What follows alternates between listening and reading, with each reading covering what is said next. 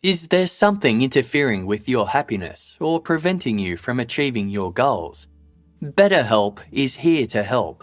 It's professional counselling done securely online, and it's available for anyone, anywhere in the world. BetterHelp will assess your needs and match you with your own licensed professional therapist. After filling out a quick and easy survey, members of the Casefile team were matched with the counsellor best suited to them and began chatting within 48 hours. If you want to get in contact with your counsellor, you can log in and send them a message whenever you need.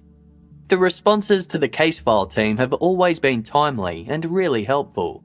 Plus, there's no waiting around in an office. You can chat from the comfort of your home. BetterHelp wants you to start living a happier life today. Visit betterhelp.com/casefile. That's better, HELP. And join the over 1 million people who have taken charge of their mental health with the help of an experienced professional. In fact, so many people have been using BetterHelp that they are recruiting additional counsellors in all 50 states. This podcast is sponsored by BetterHelp, and Casefile listeners get 10% off their first month at betterhelp.com/casefile.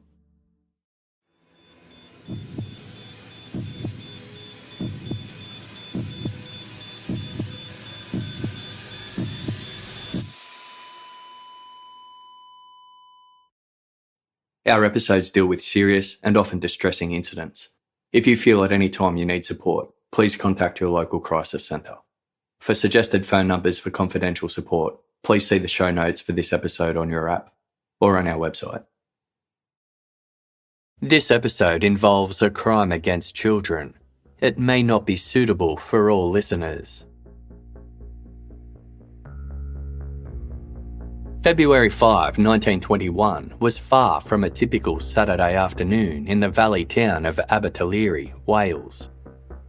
Locals had rallied together to undertake a desperate search. Shops and residences along the main street were checked, as were the narrow alleyways between them. Men and their sons ventured off into the surrounding hills, while others trekked the lengths of the railway tracks and the nearby Ebba River. Their efforts were in vain. But they didn't give up.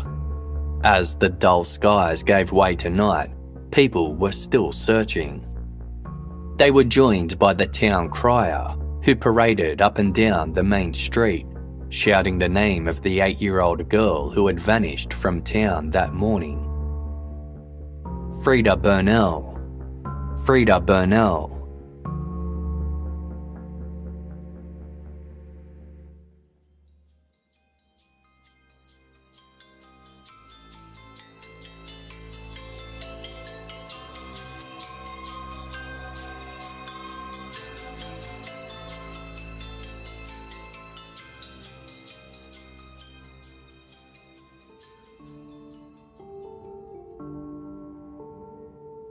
Hours earlier, Freda Burnell had been skipping down Somerset Street into Abertillery's bustling town centre. The sight of little Freda in her black buttoned boots, red cap and brown coat, all by herself, didn't raise any eyebrows.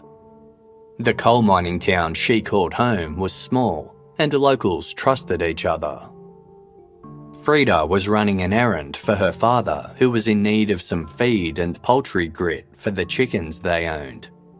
He had promised his daughter a penny as a reward for buying the supplies on his behalf. At around 9 a.m, the bell at the top of the front door of Mortimer's store jingled as Freda entered.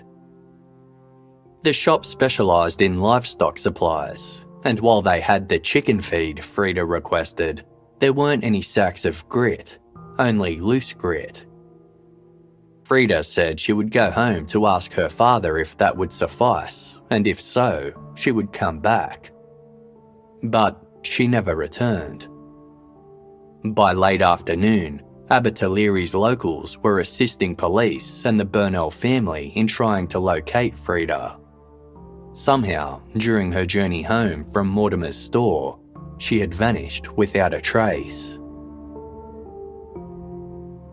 The following morning, a local coal worker finished his shift in the mines and began the walk back to his home. As he approached Abertillery's town centre, he headed down a narrow side alley where he stumbled across a Hessian sack discarded in the mud. It clearly held something. The coal worker examined the sack closely. Inside was the body of 8-year-old Freda Burnell. Her remains had been dumped just 90 metres from her house. Freda had sustained a violent blow to the head, but it was the cord still wrapped around her neck that had caused her death. A piece of cloth was stuffed inside her mouth, and her wrists and ankles were tied behind her back with rope. Her attacker had also attempted to rape her. The shocking murder rattled the typically carefree townsfolk. Freda's funeral was held on the street outside her home to facilitate the large crowds of mourners that wished to attend. They circled around her small coffin, their sense of loss tinged with fear as they wondered who among them would carry out such a violent and disturbing crime. In a desperate bid to identify Freda's killer, locals carried out a séance. In the 1920s, it was widely believed that such acts allowed communication with spirits who might be able to provide crucial information. According to one participant, the séance succeeded, with the spirits offering a description of Freda's murderer. This description just so happened to match that of a man seen loitering near the alley shortly before her body was found there. He was an outsider and not known to the townspeople, between 30 to 40 years of age, approximately 5 feet 6 inches tall, with dark hair and a heavy mustache. He was wearing dark breeches, a lounge coat, and carrying a stick. The information obtained via the séance was taken seriously at the time, but local authorities sought further evidence. This type of crime was unheard of in Abertillery and was beyond their expertise, so they requested assistance from London's experienced and well-equipped Scotland Yard police force. 2 detectives soon arrived in town to carry out an investigation.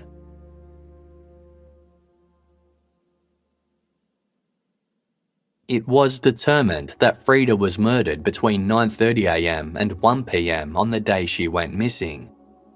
Her body was found in close proximity to a shed used by Mortimer's store, which contained stock too large to fit on the shop floor.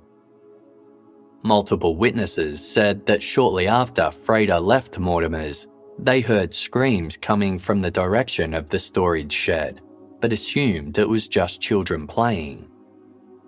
A resident who lived near the building heard what she described as a muffled, funny-sounding argument between 9:20 and 9:30 a.m. She thought it was her son in the backyard herding one of their chickens. But when she headed outside to check, she found her son playing in a nearby lane. On the floor of the Mortimer shed were loose pieces of corn chaff, matching shards recovered from Freda's skin and the sack she was found in. A small handkerchief that Freda was carrying the day she was attacked was also discovered in the shed, as was an axe. It was hidden under a sack, and while the blade itself was clean, the handle was covered in wet blood.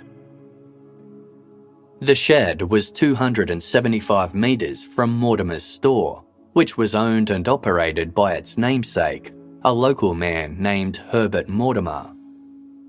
Herbert had a strong alibi for the day of Freda's murder, with multiple witnesses confirming his whereabouts at the time she was attacked. As for his storage shed, Herbert revealed that it was kept locked at all times and that there were only 2 keys that granted access. Herbert carried one. The other was held by one of his employees, 15-year-old Harold Jones. Harold was at the front counter when Freda visited Mortimer's on February 5. She arrived shortly after 9 a.m. and only spent around 2 minutes in the store. Harold didn't notice which direction she headed in upon exiting the shop. Herbert Mortimer vouched for his young staff member, telling detectives that Harold Jones was at the store nearly all morning. Herbert's wife supported this assertion. She had been in their apartment above the shop and could hear Harold banging his foot against the wood panelling of the counter, something he did constantly as he walked. According to Herbert, Harold only left once for a short period at 10 a.m., almost an hour after Freda Burnell had stopped by. He'd been tasked with retrieving some stock from the shed, but the teenager didn't go alone. Herbert's 10-year-old son, Francis, joined him. The pair made the short walk together, collected a sack of potatoes from the shed, and delivered them to a nearby address before returning to the store. Later that day, when word spread that Freda Burnell was missing, Harold slid his hand into his pocket, only to realise that he didn't have the key to the shed on him. Realisation dawned that he must have left it in the shed's door after running the errand with Francis Mortimer hours earlier.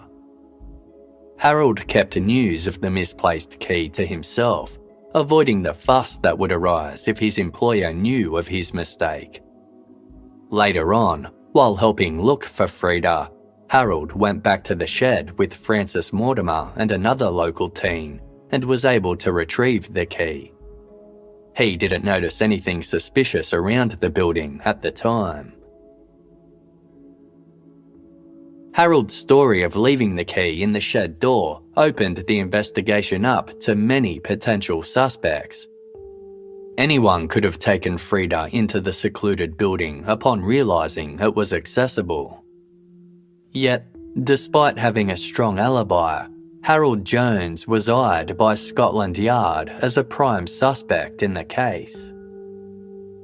The 15-year-old knew Freda Burnell personally, as she was friends with his little sister, Flossie. Consequently, a level of trust existed between Harold and Freda, which meant he could have easily convinced her to go to the shed. The alleyway where she was later found had been searched the night she vanished, but the sack containing her remains was not spotted at that time. Investigators suspected Harold had returned to the shed in the early hours and removed Freda's body under the cover of darkness, before dumping it in the alley where it was discovered the following day. But none of this made sense to Abertillery's residents. Harold's employers vouched for his whereabouts at the time Freda was attacked. Furthermore, Harold's parents insisted that their son had been home all night. As a means of obtaining additional income, the Jones family hosted a boarder who, due to a lack of space, actually slept in Harold's bed alongside him. The boarder maintained that Harold had remained in their shared bed all night.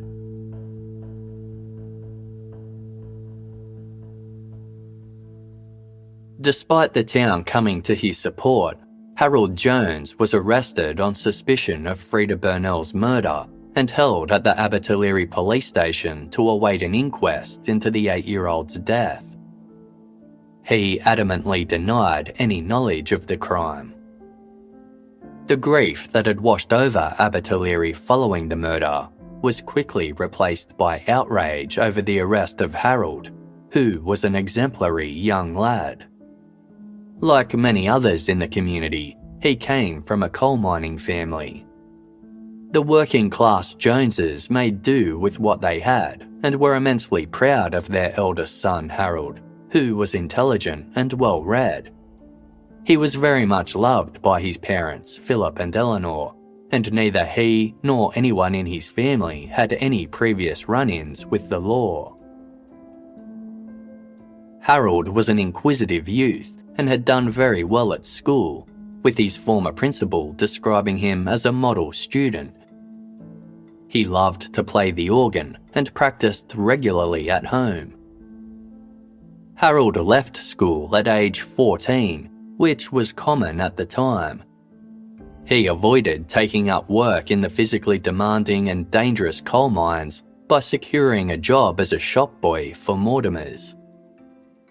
To mark his new employment, Harold had a photo taken of himself standing outside the store. It showed the slight teen immaculately dressed in a suit, complete with pocket watch and cap. Not one to have his photo taken often, Harold stood awkwardly before the camera, which captured his blank expression.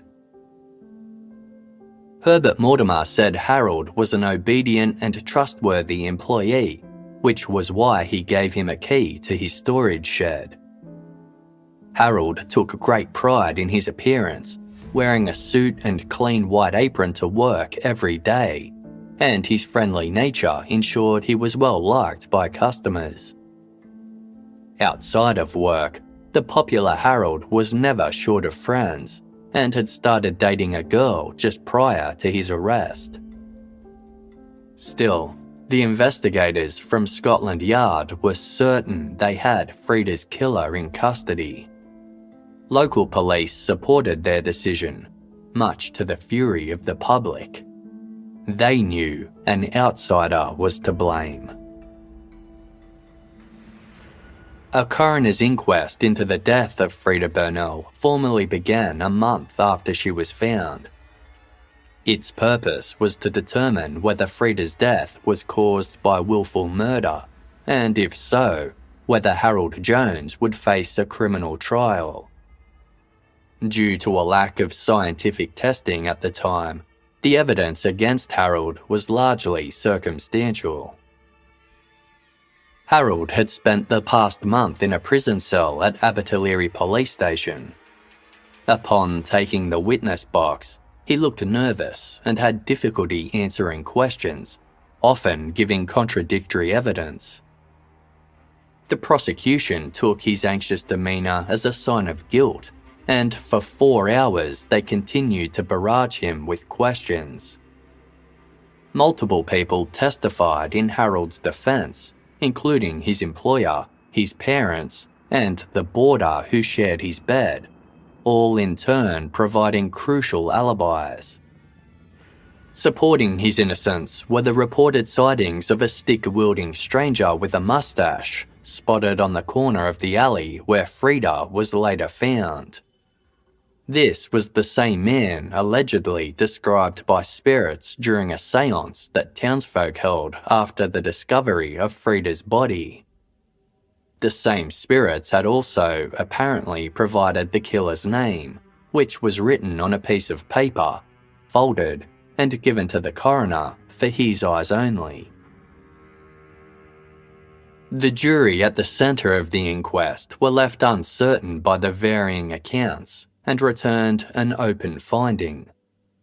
The coroner refused to accept this result, and the jury were made to reconsider.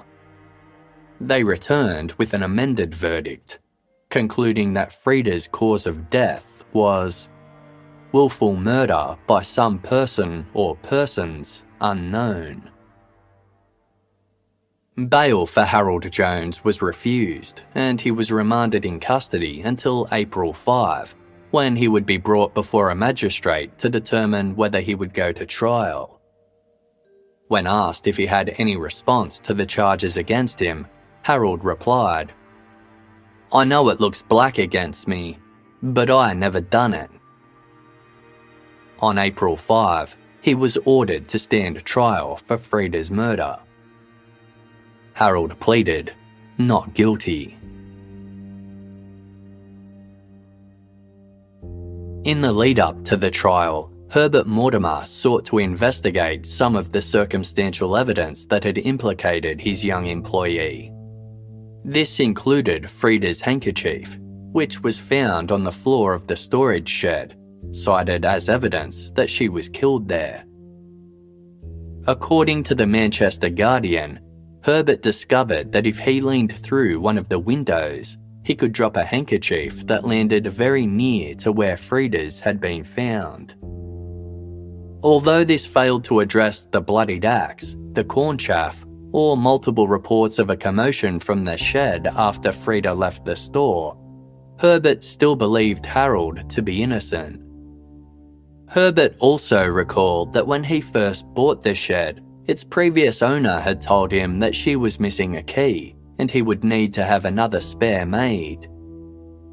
This meant a third, unaccounted-for key was still out there, which would grant its holder access to the shed.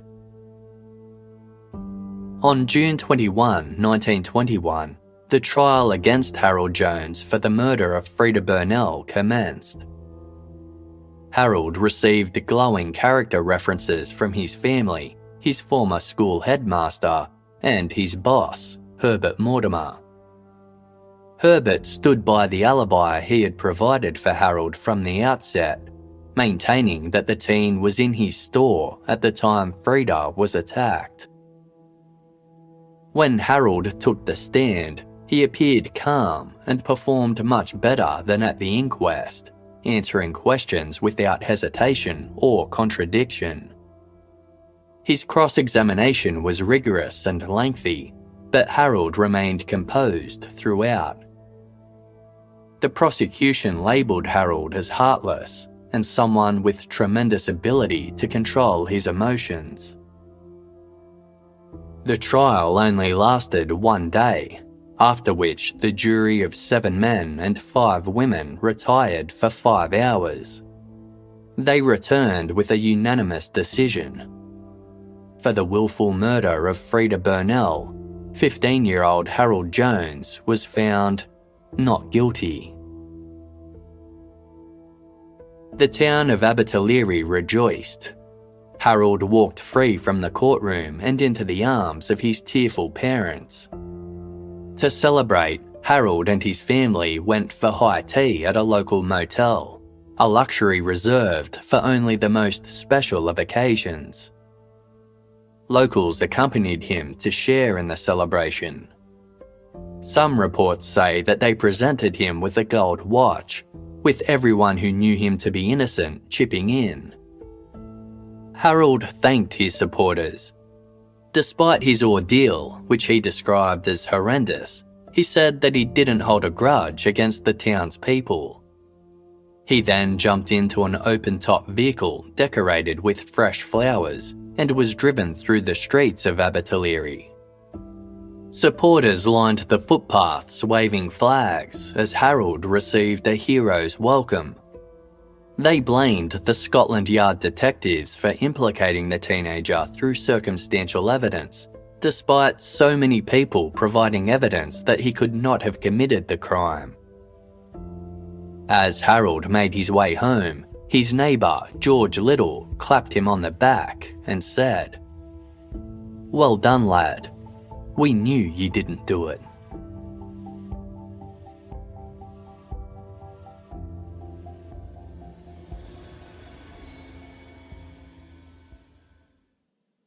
What has Casefile team member Jess been doing over our recent break?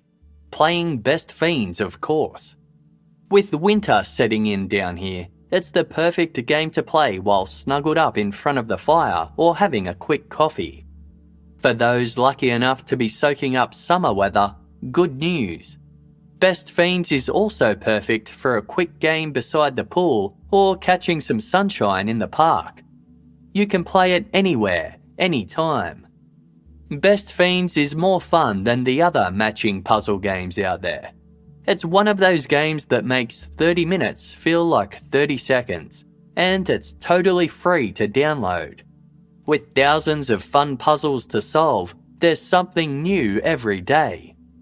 Jess is nearing level 100, but there's plenty more to go. With Best Fiends, the collectible characters just keep coming. And Best Fiends releases new challenges, characters and themes all the time, just to keep you on your toes. It's currently the Olympic-themed Going for Gold challenge, with Fiend Surfer Howie up for grabs. Download the 5-star rated puzzle game Best Fiends free today on the App Store or Google Play. That's friends without the R. Best Fiends. If you're looking for a new podcast set in the midst of current events and with all the makings of a true crime political thriller, head over to audible.com and check out Chasing Ghislaine, a new investigative podcast series from executive producer James Patterson. The podcast is hosted by veteran journalist Vicky Ward, who has been covering the Jeffrey Epstein saga for nearly 20 years. Ward first interviewed Epstein in 2002, not realising how close she came to uncovering the web of secrets, wealth and connections that protected him for decades. Since then, she has unearthed Epstein's ties to a criminal empire of money laundering, gun running, and international espionage. No story about Jeffrey Epstein would be complete without featuring disgraced heiress Ghislaine Maxwell, Epstein's ex-lover, former employee, and alleged co-conspirator. Maxwell is now awaiting trial and could hold the key to unlocking the truth behind Epstein. Featuring a combination of testimonies plus previously off-the-record transcripts, this series not only serves one reporter's quest to unravel the mystery behind Epstein, but is also an examination into the secret history of male power that enables and protects countless others. A real-life geopolitical thriller that will reframe and redefine the Epstein saga, Chasing Ghislaine is available exclusively on Audible. To start listening, go to audible.com/chasing. That's audible.com/chasing. You know what's awesome? Finding a healthy way of life that works for you and isn't crammed with other people's health goals that just don't suit you. Casefile team member Jess has tried them all: extremely restrictive diets, hours of exercise a day, and drinking herbal teas that made her feel sick. But it wasn't until Noom came along that she realised she was doing things that might work for other people, but didn't work for her. Instead of setting strict rules, Noom empowers you with the knowledge to build smarter, more sustainable habits and behaviours. Because you don't need rules to lose weight, just the knowledge and wisdom to help you build smarter habits that you can stick to long term. And in your corner, you have your very own coach and others on the same path to cheer you on and motivate you when you need it. Since starting Noom, Jess has lost weight, has more energy, and can think more clearly. That afternoon brain fog has gone. Start building better habits for healthier, long-term results. Sign up for your trial at noom.com/casefile. That's NOOM.com/casefile to sign up for your trial.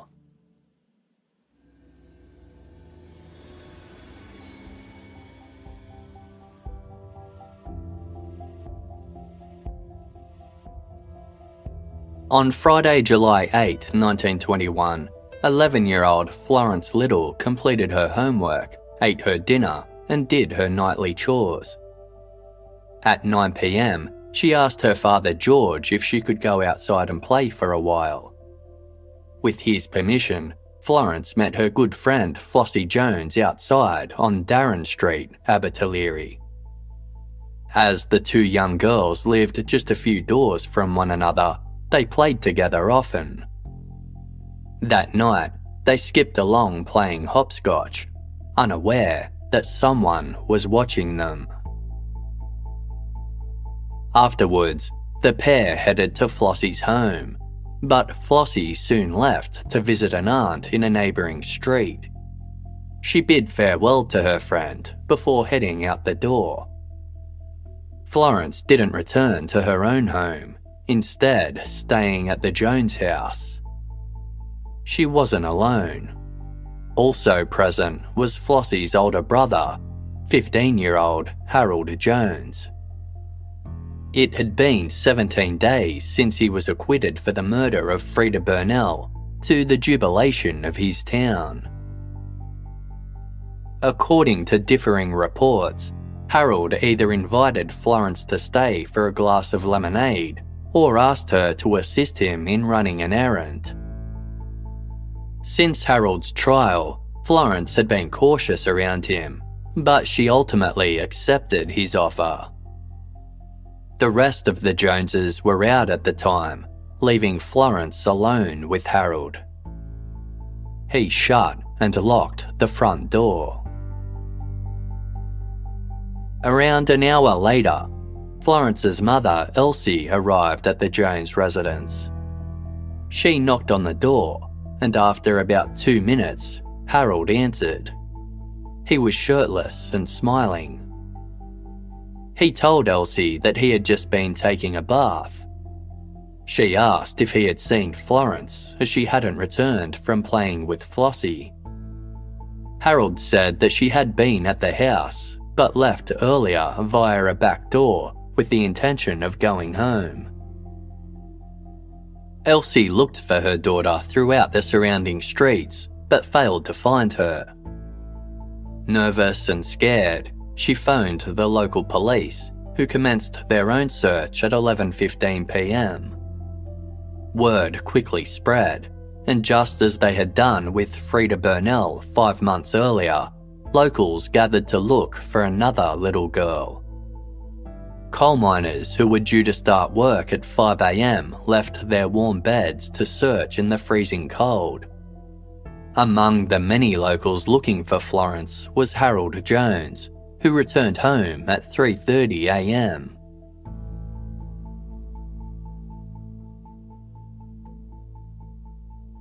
Harold climbed out of bed the following morning and ate breakfast, all the while seeming his normal self. A short while later, police officers arrived to question him in relation to Florence Little's disappearance. He calmly smoked a cigarette while telling them that Florence had arrived at his doorstep the night before, but then ran off. After the interview, Harold strolled outside to visit some friends a few streets away. Given that he had just been involved in a murder trial involving a very similar incident, the police weren't convinced that Harold had nothing to do with Florence's disappearance. Officers spoke with Harold's father, Philip Jones, and advised him that they wanted to search his house. He replied, "Very well, come along." A rudimentary search of the Jones home uncovered nothing that raised suspicion. However, it looked as though the kitchen walls had been recently cleaned, with white marks streaked across them. An examination of Harold's clothes revealed 7 ladies' handkerchiefs stuffed into some trouser pockets. These discoveries prompted a more thorough inspection of the home. A check under the kitchen sink revealed a bloodied pocket knife. Harold's father later claimed that the blood on the knife was his, as he had cut his finger slaughtering a chicken a week earlier. But this didn't explain a saucepan filled with bloody water that was found alongside the knife, or a blood-stained plank of wood discovered behind the kitchen coal burner. The rooms upstairs were re-examined. Scanning the ceiling in one of the bedrooms, a constable noticed what appeared to be blood smeared across a hatch that led to an attic. Realising that Harold would have needed to stand on something to gain access to the attic space, the constable searched his bedroom and found a small table with a cloth lying across it. He lifted the cloth, revealing a tabletop streaked with bloodstains. Hoisting his upper body into the cramped attic hatch, the constable shone a torch into the darkness. Lying spread out on top of the beams was the partially clothed body of Florence Little, lying in a pool of blood. The constable carefully removed the deceased 11-year-old from the attic, handing her tiny body to another officer below. Harold's father, Philip, watched on in disbelief. Then he went to find his son. Harold Jones was chatting to a friend approximately 320 metres from his home when he saw his father approaching. As reported in the Manchester Guardian, Philip said to Harold, "Sonny, come here. They have found that body in our house." Harold replied, "I have never done it, Dad." Philip said in response, "You or we will have the blame. Do come out and face it." Philip Jones then performed a citizen's arrest of his own son, escorting him home without resistance. As they walked down the street, Harold called over his shoulder to his friend, "Goodbye, another holiday." When Harold walked through the front door, his mother told him, "Be brave, my son. They have found the body in the house." Florence died of blood loss caused by a slash to her throat, with almost all the blood in her body having drained away. An analysis of her stomach contents determined that Florence died between 9:30 and 10 p.m. the previous night, coinciding with the exact time period that she was inside the Jones home, but before her mother stopped by looking for her. When Florence's mother, Elsie, heard of her daughter's murder, she collapsed and was bedridden for weeks. Reports asserted that she remained in a state of unconsciousness for days on end. Crowds of curious onlookers gathered outside her home, wanting to know the status of the police investigation. A similar group also lingered outside the Jones residence. Schoolchildren even sold water to rubberneckers. Harold Jones was formally placed under arrest by the local police. A doctor physically examined him and noticed slight abrasions to his left and right forearms and a scratch on his right wrist. Harold maintained he had received the injuries from falling from a bicycle a few days earlier, and said this was also the cause of bloodstains found on a pair of his trousers. But the doctor was of the opinion that the wounds were fresh and nowhere near severe enough to cause the heavy stains found on Harold's pants. He put the abrasions down to Harold squeezing through the attic hatch to hide Florence's body, and his trousers were bloodied from carrying her body. In town, an angry mob of 500 locals descended on the Abertillery police station, demanding Harold's immediate release. Their support for him was unwavering, despite the teen's implication in the murder of yet another young girl. Some were so convinced that he was being stitched up again that they threatened to kill the officers involved in his arrest. The station's superintendent was tasked with trying to calm the mob and told them, "I have found the body of the child in the attic of Harold Jones, foully murdered, and I have arrested Harold Jones. I think this is all I can tell you, and it would help us if you disperse and go to your homes." Following the ordeal, the superintendent, likely overcome with stress, spent the rest of the weekend in bed on doctor's orders. A coroner's inquest began on July 11, 3 days after Florence was killed, to determine whether Harold Jones should once again stand trial for murder. Harold professed his innocence, just as he had done with the Freda Burnell case. Halfway through the inquest, he spotted his mother on the balcony and yelled out to her, "Hello, Mum."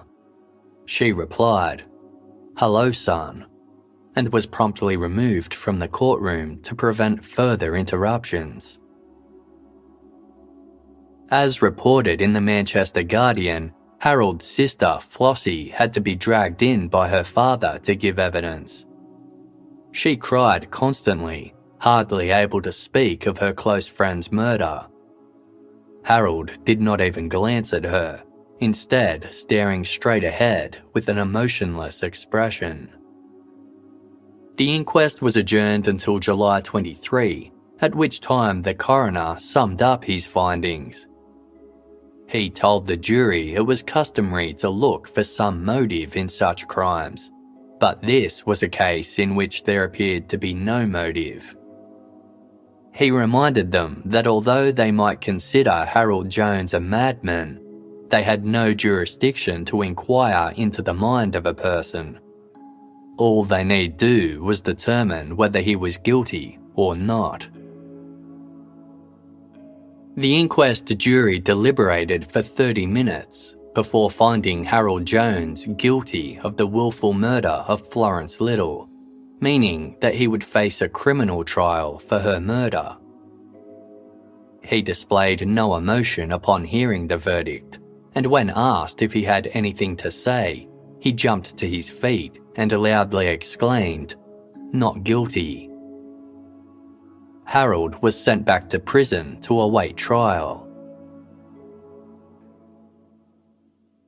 While awaiting trial for Florence Little's murder, Harold put pen to paper and wrote, "I, Harold Jones, confess I did willfully and deliberately murder Florence Little on July 8, causing her to die without preparation to meet her God. The reason for doing so being the desire to kill." His written confession went on to detail how he strangled her before cutting her throat and placing her head over the kitchen sink to drain her of blood. He then described how he hoisted her body into the attic using some rope and afterwards cleaned himself and the kitchen. Quote, "As I was having a bath, Mrs. Little came to the door, just as I was washing my head and my body. I denied Florence was in the house and went back and finished my bath." On November 1, 1921, Harold Jones appeared in court and pleaded guilty to the murder of Florence Little. His written confession was read aloud before the Director of Public Prosecutions made an announcement. Another statement was to be read to the court in order to put to rest any worry remaining amongst the families of Abbottaleary.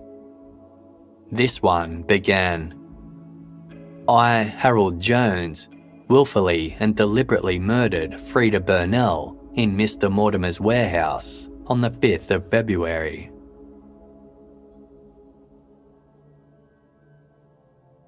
Harold later explained that Freda had not left Mortimer's store to check with her father about buying the chicken grit. Rather, Harold had told her to accompany him to Mortimer's shed where he had the supplies she required. To avoid them being seen together, he told her to walk on ahead and that he would catch up with her. After he strangled and sexually assaulted Freda, Harold left her body in a sack in the shed. He then returned to Mortimer's to continue his shift. At around 10 a.m, Harold was tasked to run an errand to the shed to gather some potatoes and deliver them to a nearby address. He was accompanied by 10-year-old Francis Mortimer, who provided a statement that contradicted his father's, and instead highlighted Harold as a suspect. Usually, Francis would wheel a trolley into the shed to help Harold load the goods, but on this occasion, Harold told Francis that the trolley was unnecessary and had him wait outside. Harold then opened the shed's door just a fraction before shimmying his way in. Francis assumed there was something on the other side preventing the door from being opened fully. Harold emerged a short while later with a sack of potatoes and told Francis to deliver them to a nearby address, adding that he would soon follow. He eventually caught up with Francis and they delivered the stock before returning to the store. Later that night, as the search for Freda was well underway, Harold returned to the shed with Francis and another local teen.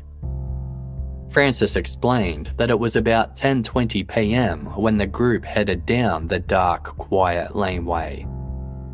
When they were halfway there, Harold turned to his two companions and said, "You wait here while I go down to the shed." He then walked on alone. At one point, he turned back to the others and whispered loudly, "You lot keep quiet," before entering the shed.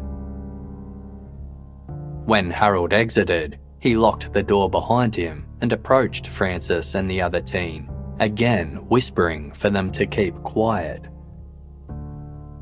Harold said he came up with the lie that he had left the shed door unlocked, thereby making it plausible that someone else could have killed Freda in there.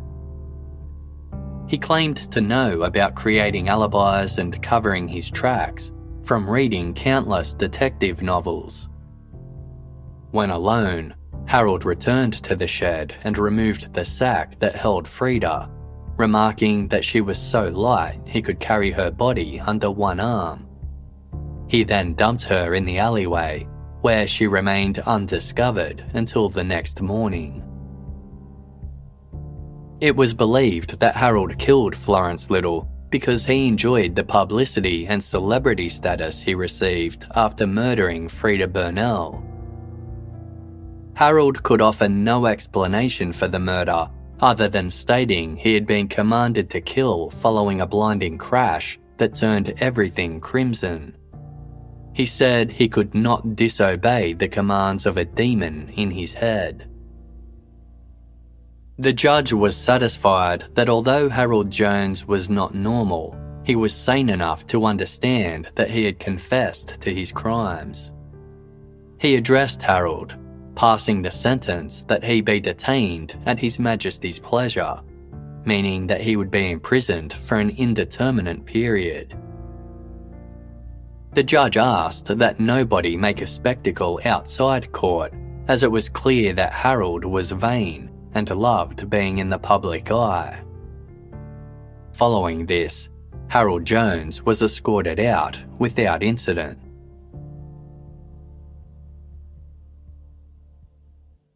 Those who wondered why Harold Jones had pleaded guilty before his trial even began soon had an answer. At 15 years old, Harold was beneath the legal age to receive capital punishment as a sentence. If the trial extended beyond his 16th birthday on January 11, 1922, a guilty verdict would result in Harold facing the death penalty. By pleading guilty to both murders before he turned 16, Harold Jones saved himself from the hangman's noose. He appeared to show no remorse for his actions and was labelled a calculating psychopath. The residents of Abertillery struggled to come to terms with the realisation that a popular local teenager, whose innocence they had believed in, was in fact a cold-blooded killer. In the aftermath of the confession, Herbert Mortimer admitted that the alibi he'd provided for Harold following Freda Burnell's murder was false. He had said that Harold was at his shop at the time of the attack, only later confessing that he had made this up because he was certain Harold was not a murderer. Following this revelation, the Mortimers became outcasts and were forced to close their shop and leave town. Harold's family remained in Abertillery, his parents staying in their house until their deaths. Harold Jones was shuffled between various prisons throughout the United Kingdom. He became known as a model inmate who had a cheery personality and liked competing in prison sports. He was well liked by both fellow prisoners and guards, and was known to gloat about fooling Scotland Yard detectives with his cunning. Despite a psychiatrist recommending that Harold remain in prison forever, he was released on parole at age 35 after serving 20 years. According to the book A Desire to Kill, The Mystery of Harold Jones by Kevin Banks, Police Commissioner and prison reformer Alexander Patterson approved his release, saying, "One day he will be the father of happy children." This sentiment was echoed by a prison chaplain who wrote of Harold in 1933. "He is a very nice lad who was a foolish boy. He puts his crime down to reading too many thrillers. I think he will be a much more useful person outside prison than inside." Following Harold's release, his immediate whereabouts were unclear. As he was granted parole at the height of World War II, some sources claim he was subscripted into the Royal Artillery as a gunfitter or served in the Merchant Navy.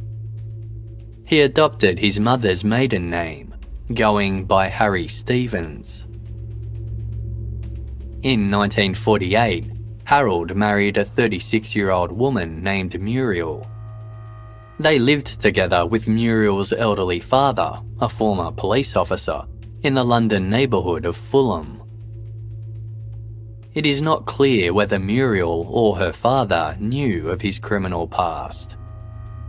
In 1950, Muriel gave birth to a baby girl, the couple's only child. Harold is reported as having held jobs as a sheet metal worker, caretaker, and a night watchman. He died of bone cancer in 1971, aged 64. Shortly before his death, he asked Muriel to ensure his real name, Harold Jones, appeared on his death certificate.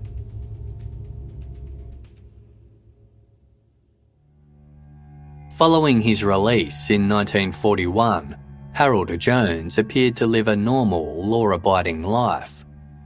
However, crime historians and members of law enforcement have recently speculated that Harold may have been responsible for a number of vicious, unsolved murders in London during the 1950s and 60s.